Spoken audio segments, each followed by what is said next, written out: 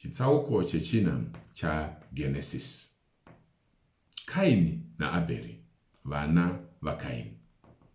Zvino Adhama wakaziva mukadzi wake Eva, iye ndokutora mimba, akapona Kaini akati, ndawana munhu ndichibatsirwa naJehovha. Akazoponazve munin'ina wake Abheri. Abheri wakanga ari mufudzi wamakwai, Kaini wakanga ari murimi wevhu. Zvino nguva yakati yapfuura, Kaini akauya nezvibereko zvevhu chive chipo kuna Jehovha. NaAbheriwo akauya namakwayana ake emhongora namafuta awo. Jehovha ndokugamuchira Abheri nechipiriso chake. Asi Kaini nechipiriso chake haana kuchigamuchira. Ipapo Kaini akatsamwa kwazvo, chiso chake chikaunyana. Ipapo Jehovha akati kuna Kaini, watsamwireiko? Chiso chako chakaunyana nei? Kana ukaita zvakanaka, haungafari here pachiso chako?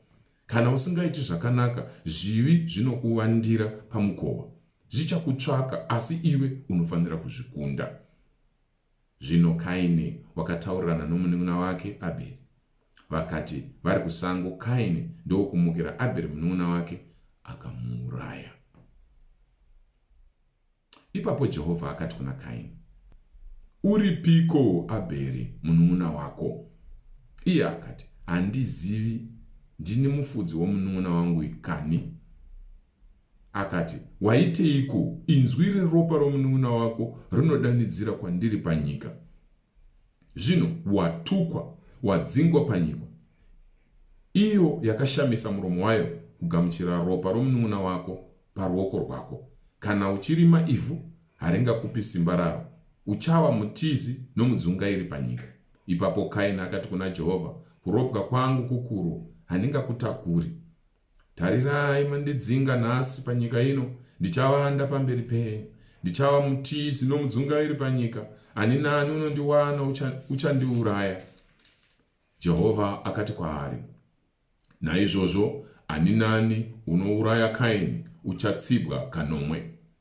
Jehovha ndokuisira Kaini chiratidzo kuti munhu unozomuwana arege kumuuraya.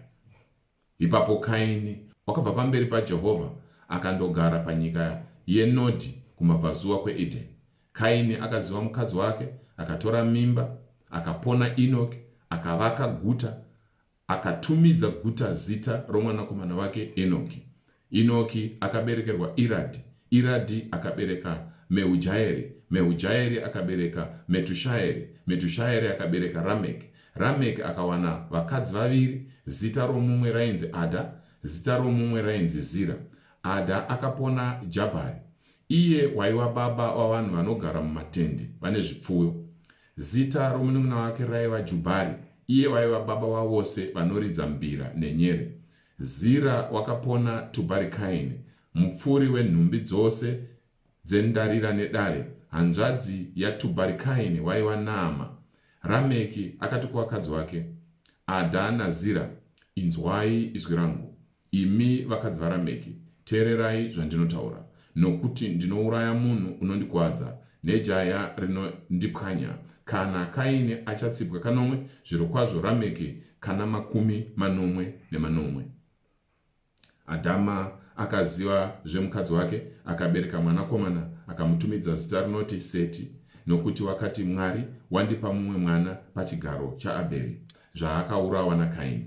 NaSeti wakaberekerwa mwanakomana, akamutumidza zita rinonzi Enoshi. Nenguva iyo vanhu vakatanga kudana zita raJehovha. Uku ndiko kupera kwechitsauko chechina chaGenesis. Mazvita nekuteerera mushewo nevamwe. Mwari akukomborerei.